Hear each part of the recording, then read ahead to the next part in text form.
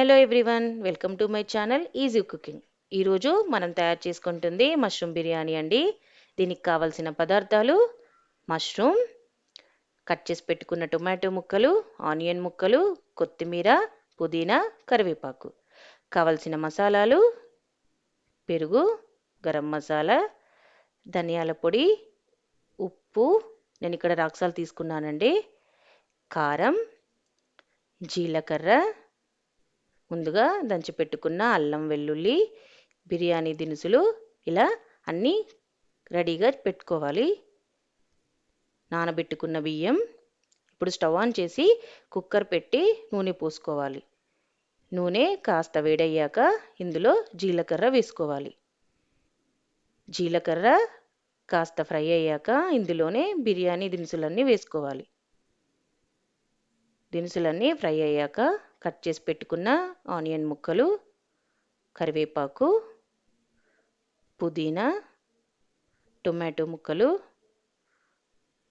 వేసుకొని బాగా కలుపుకోవాలి. ఇప్పుడు ఉప్పు తగినంత వేసుకోవాలి. కారం వేసుకొని బాగా కలుపుకోవాలి. ఇందులోని పసుపు వేసి కలిపి పెట్టుకొని టమాటాలు మగ్గే వరకు 2 నిమిషాలు మూత పెట్టి ఉడికించుకోవాలి. ఇప్పుడు ఈ మగ్గిన టమాటో మిశ్రమంలో ధనియాల పొడి, గరం మసాలా, మష్రూమ్ ముక్కలు వేయాలి. మష్రూమ్ ముక్కలకు మసాలా బాగా పట్టే వరకు మగ్గించుకోవాలి. ఇప్పుడు ఇందులోనే అల్లం వెల్లుల్లి పేస్ట్, 1 కప్పు పెరుగు వేసుకొని బాగా కలుపుకోవాలి.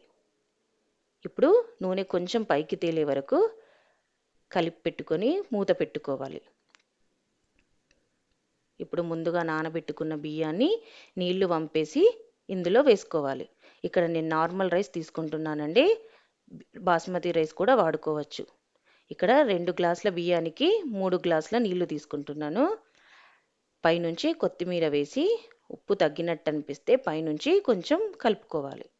ఇప్పుడు మూత పెట్టి విజిల్ కూడా పెట్టుకోవాలి. ఇప్పుడు దీన్ని 3 విజిల్స్ వచ్చే వరకు వెయిట్ చేయాలి. 3 విజిల్స్ పోయాక మూత తీసి ఒకసారి చూసుకోవాలి. అన్నం బాగా ఉడికిపోయింది. ఇప్పుడు దీన్ని సర్వింగ్ ప్లేట్లకు తీసుకొని సర్వ్ చేసుకోవాలి. అంతే, mushroom biryani ready. Thanks for watching the video. Please subscribe to my channel easy cooking.